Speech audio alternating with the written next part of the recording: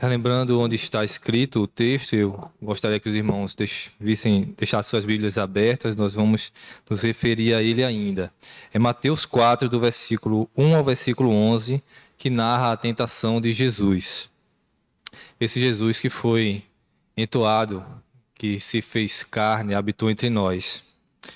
Esse Jesus também foi tentado, né? A palavra do Senhor diz que ele foi tentado em todas as coisas como homem, mas em nenhuma delas ele pecou. E aqui narra um pouco disso, onde Jesus, ele no deserto é tentado pelo diabo e vence a tentação. Esse é um dos textos que aparece em todos os evangelhos sinóticos, Mateus, Marcos, Lucas, Mateus, Marcos e Lucas. João não é um evangelho sinótico. Marcos passa por essa narrativa muito brevemente. Já Lucas se estende um pouco mais, assim como Mateus, porém isso está lá também em Lucas, no capítulo 4, porém com poucas variações, pouquíssimas mesmo. A grande variação assim, perceptível de Mateus para Lucas, nessa narrativa, é simplesmente a ordem em que as propostas são feitas pelo diabo a respeito de Jesus. A segunda é trocada com a terceira, a gente olhando assim, tomando Mateus como base. Porém, o final também é relevante, tá, nessa de Mateus. E por isso eu escolhi esse, tá, para a gente entender um pouco e falar um pouco, explicar um pouco. E assim o Senhor falará ao nosso coração, que sua palavra não volta vazia. E diante disso, meus irmãos, a gente já começa lembrando que a palavra de Deus, ela nos apresenta Jesus de determinada maneira, lá em Romanos e lá em 1 Coríntios. Jesus é descrito como o segundo Adão. Isso na teologia também é chamado de cabeça federal. O que é federal? Né? A gente tem muito essa coisa do federal como sendo coisa do governo. Né? Tem o municipal, estadual, o federal. Federal vai além disso. Na verdade, a palavra federal ela vem de um tratado, de uma aliança, um acordo que foi feito. Por isso se usa a federação, né, em termos de políticos, de distribuição de poderes, justamente por conta disso, de uma representatividade. E assim acontece com o primeiro Adão e o segundo Adão. O primeiro Adão é o Adão que nós conhecemos lá em Gênesis. E o segundo Adão é esse segundo Adão que é descrito aqui, Jesus, que é bem explicadinho isso lá em 1 Coríntios 15 e em Romanos capítulo 5, sobre esse segundo Adão e essa comparação que se faz entre Adão e Jesus. Por que cabeça federativa? Por que fala-se de tratado e de representatividade? Porque um acordo foi feito, uma aliança foi firmada com o primeiro Adão e com o segundo Adão. E a partir dessa aliança com eles, os seus descendentes, aqueles que estão unidos tanto ao primeiro Adão como ao segundo Adão, eles vão fazer parte de uma determinada aliança. O primeiro Adão, como nós conhecemos, Adão, ele pecou lá no Éden e por conta do seu pecado, toda a raça humana e toda a terra se tornou maldita. Então, nós passamos a viver nas trevas, passamos a ser destinados ao inferno. Jesus é o segundo Adão, feito à semelhança do primeiro Adão, ou seja, sem pecado. Com ele também foi firmado um acordo para que, se ele vencesse, cumprisse tudo que estava prometido, vencesse, a aliança fosse firmada de modo perfeito, então todos aqueles que estivessem unidos a esse segundo Adão seriam agora herdeiros, co-herdeiros com ele de tudo que ele conquistou. Por isso, a fé é o modo pelo qual nós nos achegamos a esse segundo Adão, nós estamos unidos com ele. E a palavra do Senhor vai nos dizer que aqueles que estão unidos a Cristo se tornam co-herdeiros de tudo que ele conquistou na cruz. Nós passamos a ter vida eterna, nós passamos a ser libertos do pecado, saímos do império das trevas e somos plantados na videira verdadeira, na luz do Senhor e do reino de Deus. Esse é o segundo Adão. Mas todos aqueles que permanecem ainda unidos ao primeiro Adão, eles continuam destinados às trevas, eles continuam destinados ao inferno. Isso é a cabeça representativa, a cabeça federal, o primeiro e o segundo Adão. Isso é importante porque esse texto, diante dessa semelhança, a gente pode fazer um contraste entre o que aconteceu nas tentações do primeiro Adão e do segundo Adão. Veja as semelhanças, como eu falei, são cabeças federais. Há um tratado que foi acordado, da qual todos aqueles posteriormente a eles estariam condenados ou abençoados à maneira da cabeça federal. E eles também, então seria refletido neles, na sua descendência, na sua posteridade, aquilo que eles alcançaram, seja desgraça, seja graça. Não é? E o contraste também mostra a semelhança, porém de um paralelo agora totalmente diferente. Veja que o primeiro Adão que nós conhecemos, ele estava num jardim. Ele tinha e ele provava das delícias de tudo que Deus fez, do melhor que Deus havia criado. Ele gozava ali. E foi dado a ele um privilégio que a nenhum de nós foi dado. Ele foi feito perfeito. E ele tinha a opção, de fato, de adorar a Deus ou não. Na sua obediência, ele poderia fazer isso. E ali, de tudo do bom e do melhor, com comida à sua disposição, ele é tentado e ele peca. Já o nosso segundo Adão, está escrito aqui, ele não está no jardim. Não há beleza, não há comida à disposição. Ele se encontra numa posição de fragilidade. Ele está 40 dias sem comer e sem beber. Ele está num deserto. E ele é tentado. Com todas as adversidades que o primeiro Adão não enfrentou, ele é tentado. Porém, em todas essas tentações, ele vence. Veja quão maior é a graça do que o pecado. Aqui é mostrado o poder do segundo Adão, que é muito maior que o do primeiro Adão, ao ponto de modificar totalmente a história. E assim, nós podemos ter vida quando unidos a esse segundo Adão, que é Cristo. Então, Cristo é esse que vence o diabo, mesmo com todas as situações que estavam contra ele. E sim, Jesus era o próprio Deus. Mas Jesus é tentado à semelhança humana, porque mesmo ele sendo 100% Deus, ele também era 100% homem. E ele tinha todas as fragilidades humanas que qualquer um de nós temos. Então, quando você lê aqui já no início, que ele passou a jejuar, no versículo 2, 40 dias e 40 noites, e que ele teve fome, não pense que a fome dele foi diminuída porque ele era Deus. A fome dele era a fome de ser humano. Ele precisava comer, ele precisava beber. Ele tinha o seu corpo físico frágil, como nós também temos. E ele sofre da mesma maneira de que uma pessoa passa 40 dias e 40 noites sem comer. Se você passar por isso, você vai pensar, você vai perceber, você vai experimentar um pouco do que Cristo experimentou se você passar 40 dias e 40 noites sem comer. Às vezes a gente não consegue passar nem uma hora ou duas, né? A gente já fica agoniado porque passou o nosso horário de comer.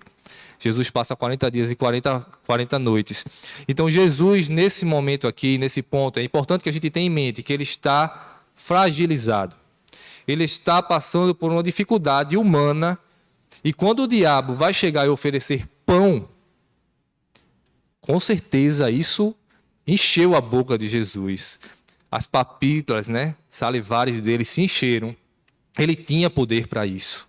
É o próprio Deus sendo tentado dessa maneira. E se Jesus transformasse as pedras em pão?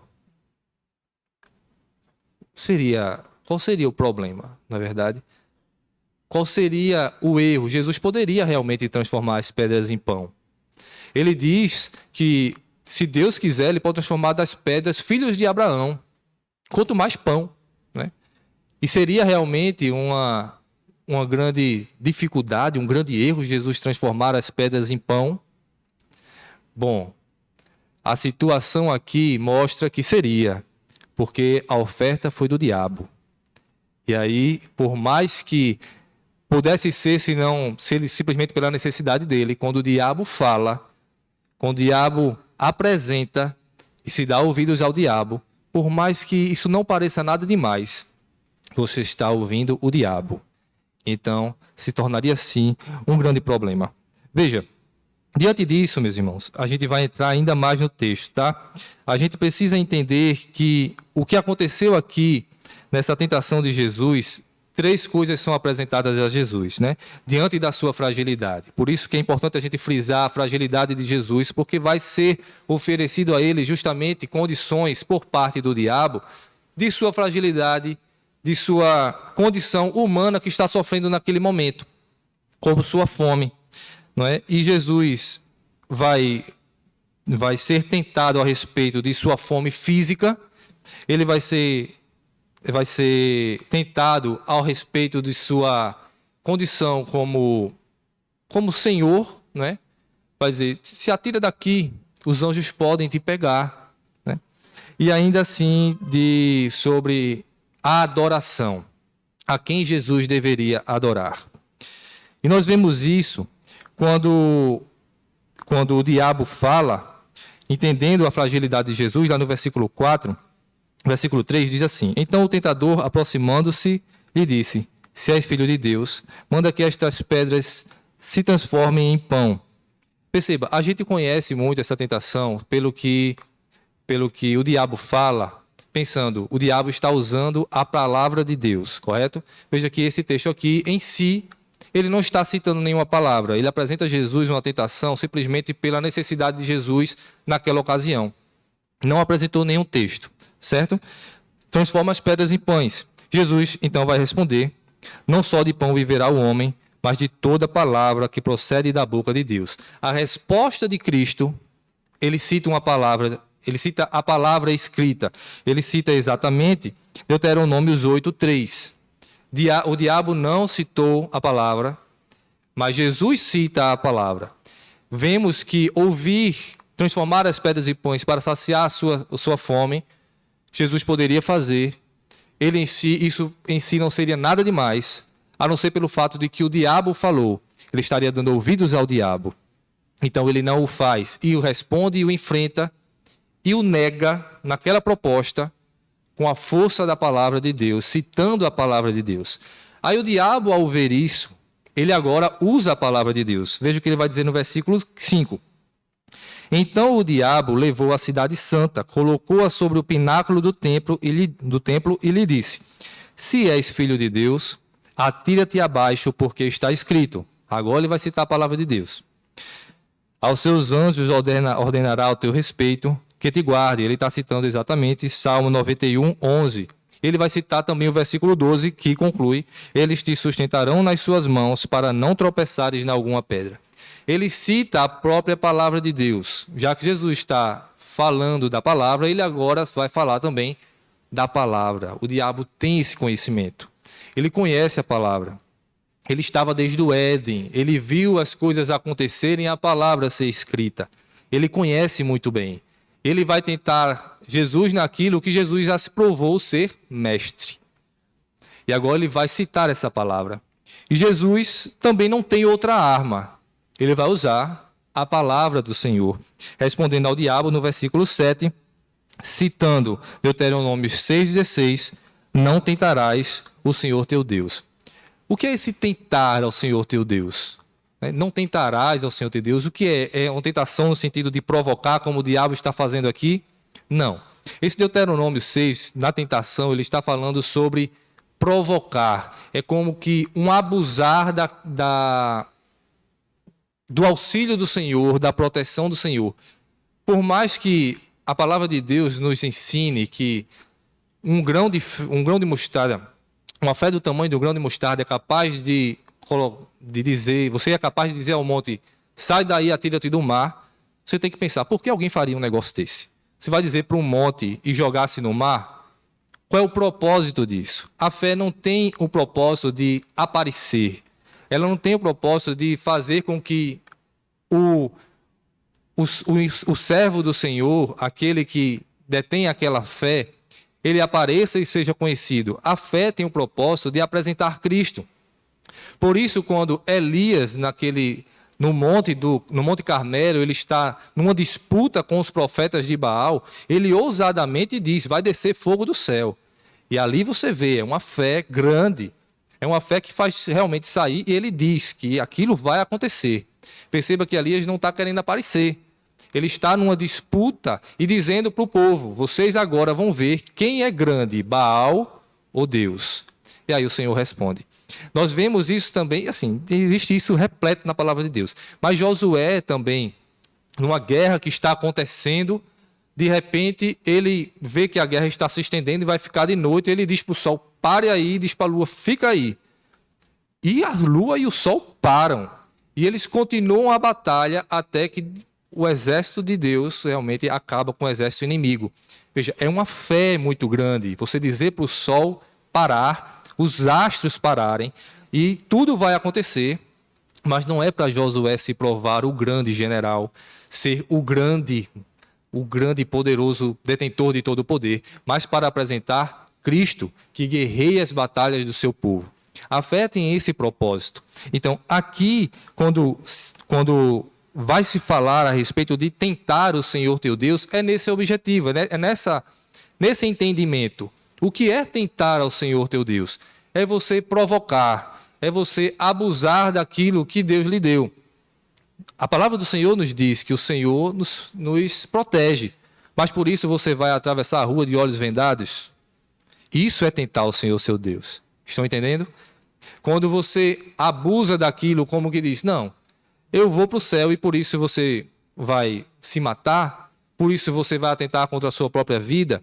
Se tudo coopera para o bem daqueles que amam a Deus, eu vou pecar porque tudo coopera? Não, não é assim, certo? Isso é abusar da fé, isso é tentar o Senhor teu Deus. Veja que a resposta de Jesus é exatamente isso que ele está falando. Porque a proposta de Satanás é: atira-te do templo, atira-te desse lugar alto, e os anjos vão te sustentar pela mão. Né? Jesus está dizendo: não é para isso a fé. Não é para isso a minha autoridade. Isso é tentar o Senhor, meu Deus. E eu não vou tentar Ele. Não vou fazer o que a palavra de Deus diz para eu não fazer. A terceira tentação de Jesus, o diabo para novamente de citar a Bíblia. E agora ele fala do que foi dado a ele pelo primeiro Adão, pelo cabeça federal, que deu a ele a procuração de toda a terra, porque ele era o gerente, ele era as primícias da criação, Adão. Quando ele peca, ele passa, então, a terra, a procuração para Satanás. Por isso a palavra vai dizer que o mundo jaz no maligno. Ele tem realmente poder sobre as nações. E aí ele vai apresentar a Jesus as nações e os reinos, no versículo 8.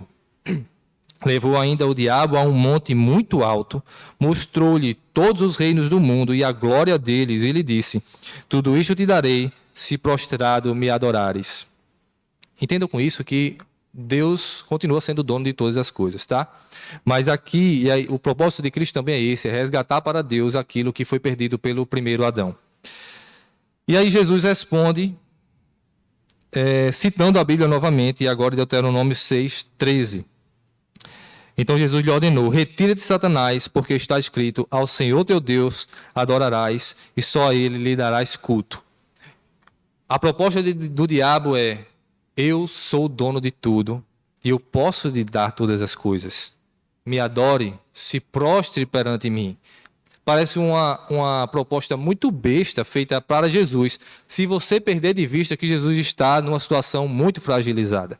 Jesus está com fome, tudo que está acontecendo ali prova a Cristo, e Jesus, ele realmente vai ser tentado, porém ele vence. E sem titubear, a palavra de Deus não mostra que Jesus ficou pensativo. Ele cita a palavra do Senhor muito facilmente e diz que só ao Senhor teu Deus, a palavra diz assim, adorarás e só a ele prestarás culto. E nessa autoridade, ele expulsa Satanás dali e Satanás realmente vai embora.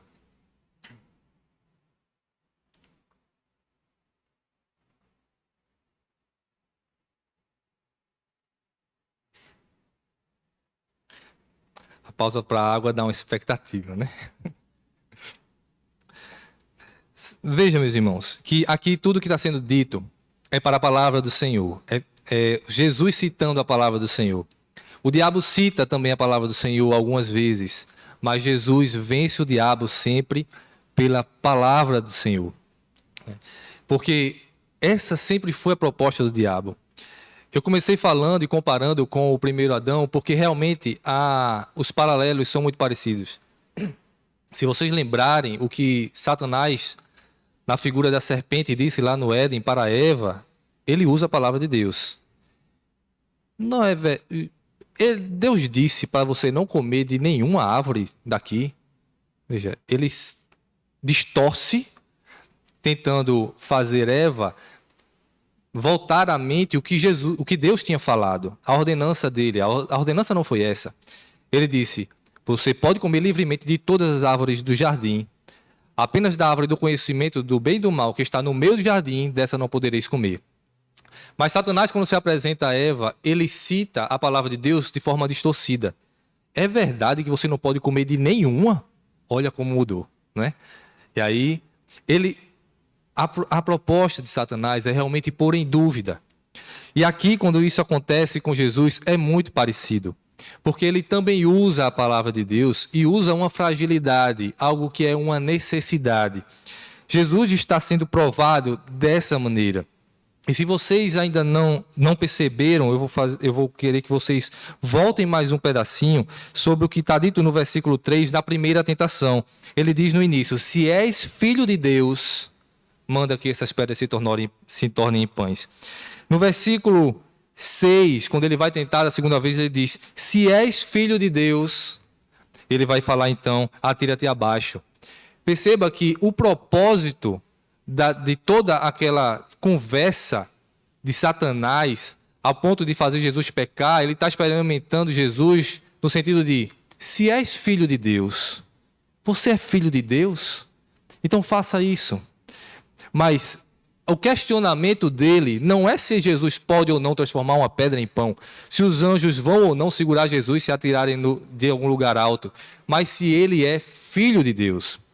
Se ele é realmente filho de Deus, por que Jesus está passando aquela situação frágil? Por que Jesus está com fome? Por que Jesus está num deserto? É assim que se apresenta Satanás na nossa vida. Ele se apresenta para nós, servos do Senhor, dessa mesma maneira, perguntando para a gente: você é realmente filho de Deus? E quando as coisas aparecem difíceis, se você está muito bem na fé, você responde a ele muito fácil, né? Você responde com a palavra e sai. Mas se você está numa situação frágil, se as coisas estão difíceis na sua vida, ele chega perto de você. A palavra de Deus diz que ele está ao derredor como um leão, esperando o momento de atacar.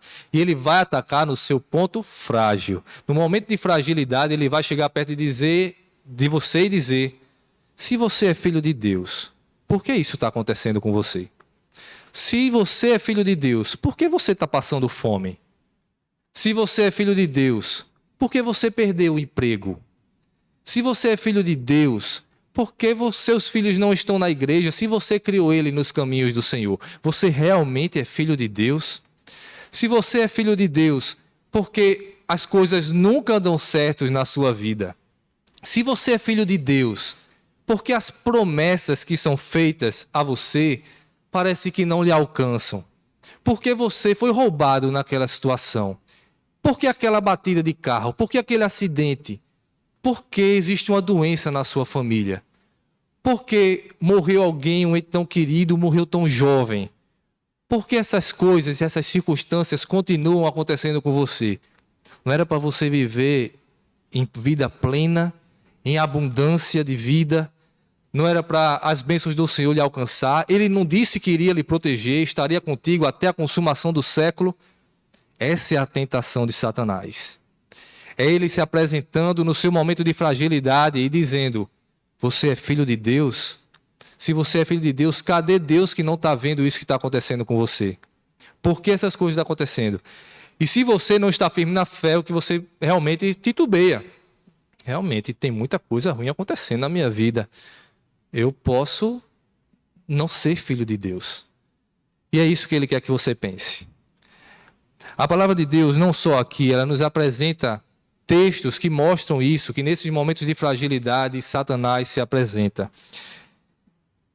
Em 2 Coríntios 5, 2 Coríntios 2, do 5 a 11, vai ser descrito por Paulo, que escreve a carta aos Coríntios, um momento de disciplina na igreja. E nesse momento de disciplina na igreja, o pecador sincero, arrependido, ele está fragilizado. Isso não é ignorado por Paulo. Ele sabe que aquele é um momento de fragilidade. O sentimento de culpa é um momento de fragilidade. E em 2 Coríntios, é muito interessante esse texto. Vamos abrir, meus irmãos. 2 Coríntios 2, do versículo 5 ao versículo 11.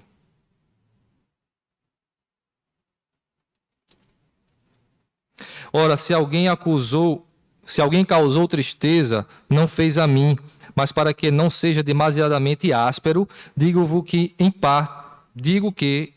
parte a todos vós, basta-lhe a punição pela maioria. Veja, ele está falando sobre disciplina na igreja, algo saudável que deve existir na igreja de Cristo.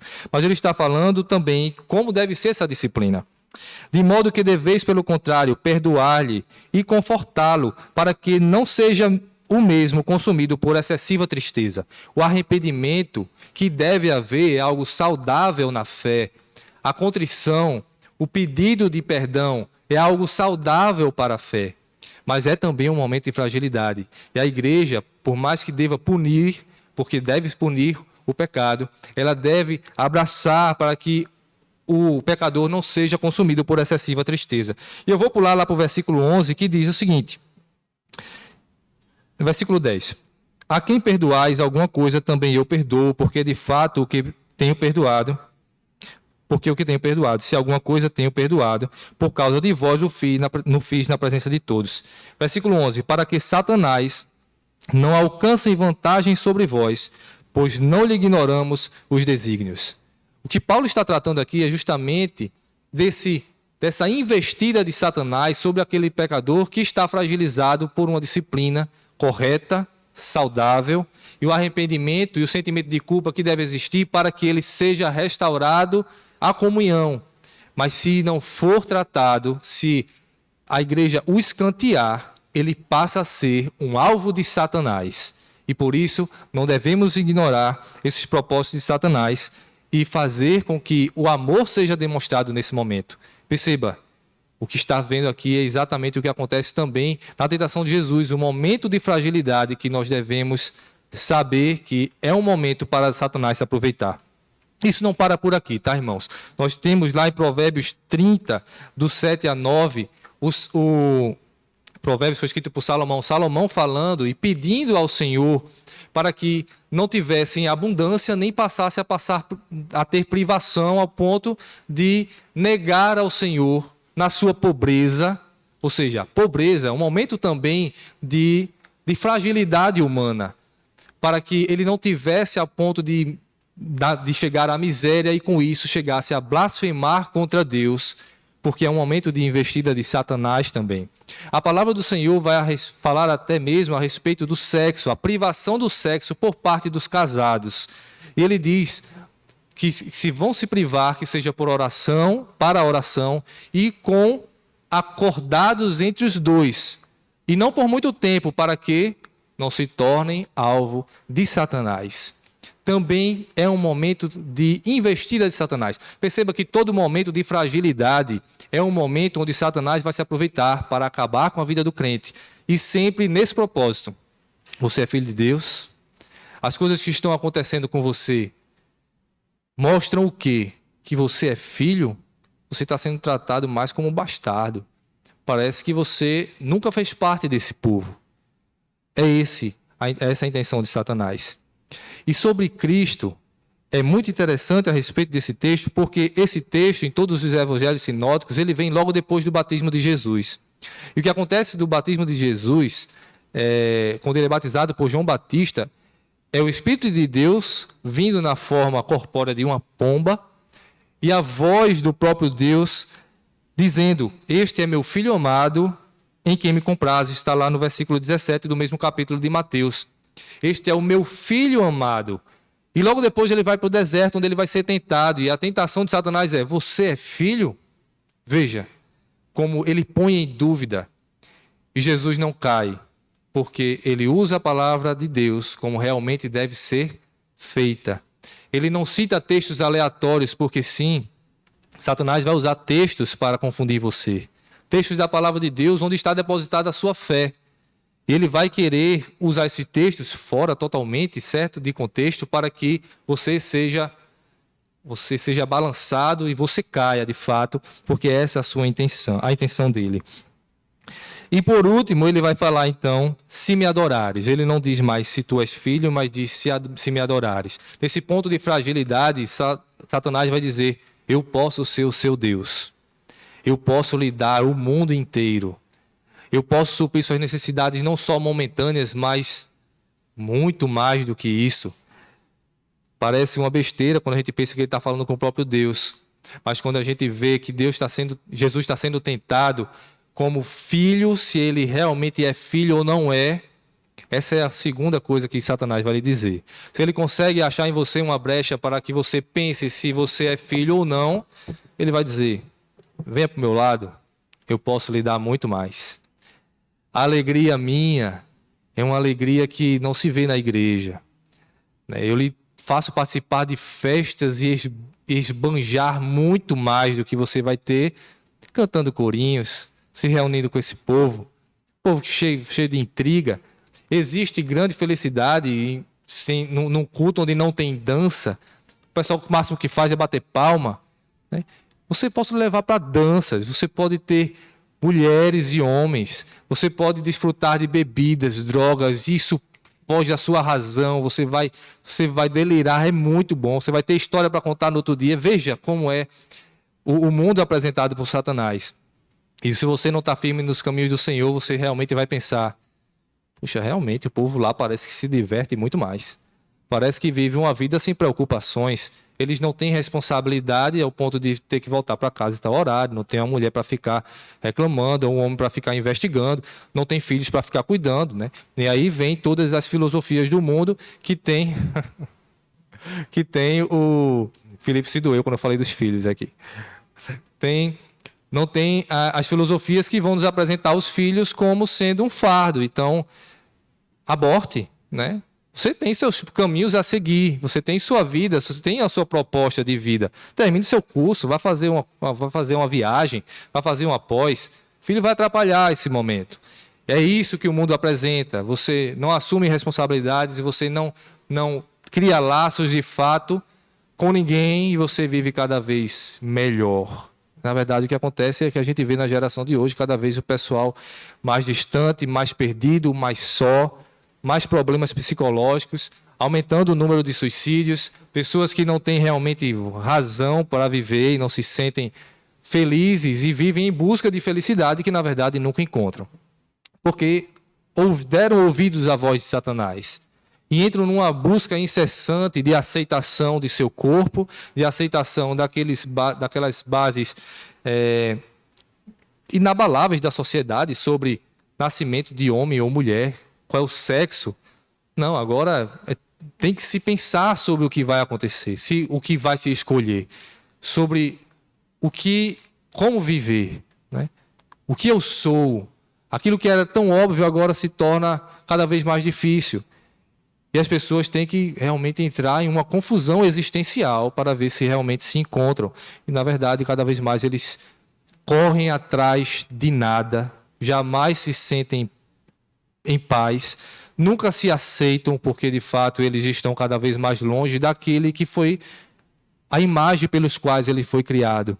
Nós encontramos razão de existência em Deus. Nós fomos feitos à sua imagem. Se nós nos aproximamos de Deus, nós nos encontramos ali, porque nossa essência está lá.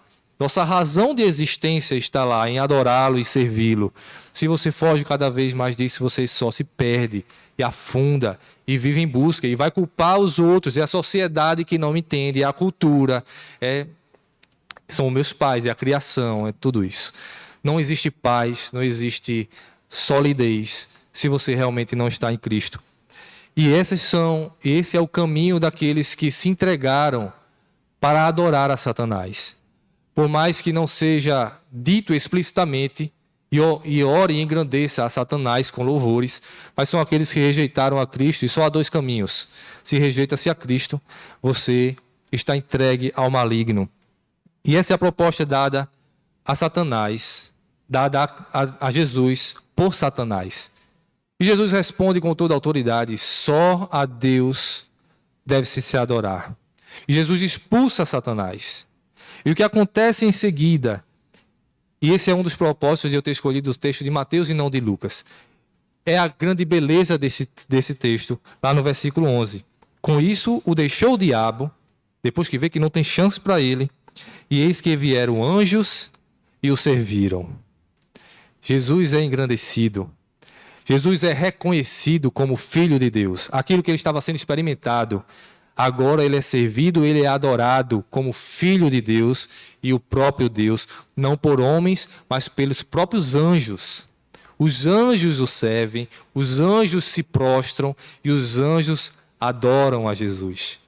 Seres celestiais que as pessoas viam e muitas vezes achavam que era o próprio Deus e tentavam e se prostravam em adoração. Jesus recebe a adoração deles. Então, depois de vencido Satanás, Jesus é adorado, engrandecido e reconhecido porque ele é de fato o Filho de Deus.